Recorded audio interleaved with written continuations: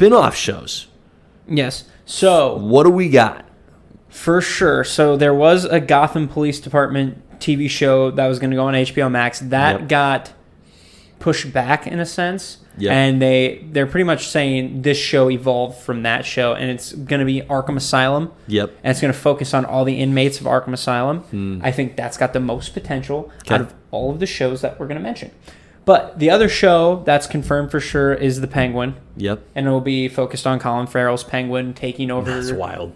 Taking over the crime, the I'm mob scene. I'm in. I think so great. too. I think it'd be cool to see like minor mobsters that you're like, oh, that's a Batman villain, and then just I think that would be cool. That's great. And then the one that's rumored right now is Catwoman getting an HBO series. Okay.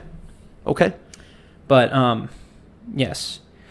This is also something cool that has nothing. This is all stuff Matt Reeves confirmed. I sent this to Chance today. Nice. What do we got? So the Batman has already encountered the Joker in the first 2 years.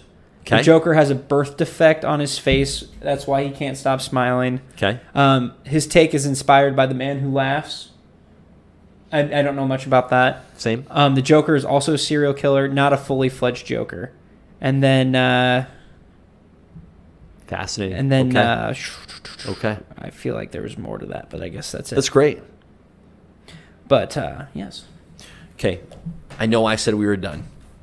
Can't be done yet because I forgot to ask this question. I got to ask it. Looking ahead, who, just make one pick for now. We'll unpack this more in later episode. Who would you love to see as one of the primary villains in the next Batman movie? Okay, so Matt Reeves said that there's a potential for Mr. Freeze. So I won't include Mr. Freeze. I will say I am very hyped for that to be the case because that is a unique... It would be a unique, not necessarily unique, but it would be a new, serious take on a character that got just goofed entirely with 70+ ice puns. Yeah, played by Arnold Schwarzenegger. Why was it Arnold for that? Anyways, because he could say, "Cool it, chill out." Anyways, after all this, now. Normally, in this circumstance, I would probably say Clayface. But if they're doing Arkham Asylum and they're establishing all these villains, I really want Hush. Okay. I really want Hush. Okay. And that is probably surprising, but that is a new character. Yep. I think it would be cool to see Bruce start to open up again with Thomas Elliott. Yep. I think that would be phenomenal to explore. If Arkham Asylum's already established all these villains, they can pretty much just pick from the toy box on who they want to use for the movie to manipulate, and I think it'd be phenomenal. I think that's who I want is Hush. That's gold. That's a great choice. I don't need Joker. Honestly, I think the Joker's role in this is just to say that he's there, and I think they're saving him for later. Yeah, I totally agree. Save the Joker for later. Save it for movie 6, not movie 2. The laugh needs work too. There's time. There's time. Love your pick of Hush. That's great. Quarter Owls is what I want. I know it's not an individual, but that is the entity that I would adore seeing in a Batman movie. It's such a phenomenal villainous concept for the character of Batman. That's what I would love to see next. I think they would work really well with the Riddler in the sense that the Riddler could have found out about them a little bit and then been like Bruce or Batman.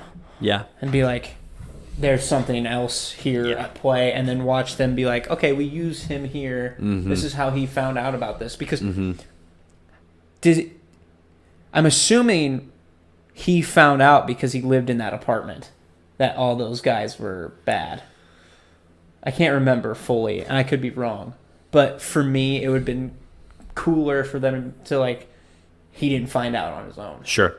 They knew that guy was nuts in the brain. Yep. Fed him some information.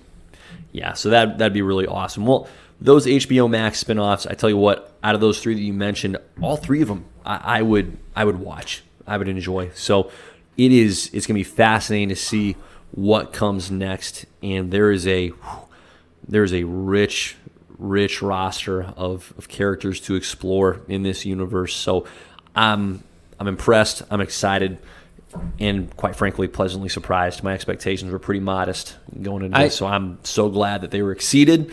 Pumped. It's going to be great. I just want a villain that we haven't seen done well or haven't seen at all. Yeah. That's my preference. And also, I am kind of leaning more towards Mr. Freeze because I think it's important for people to see, like, okay, yeah, Batman does fight these realistic kind of grounded villains, but I think it's also important to see the Batman taking on a Clayface, taking on a Mr. Freeze, taking on a Man-Bat, because that's what he does. Yep. He handles all the freaks. Yep.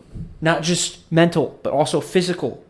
And I think that's important because that's why Batman's Rogues Gallery is so good, because there's so many different varieties, right? Varieties, absolutely. Yeah. And that's what I hope we see.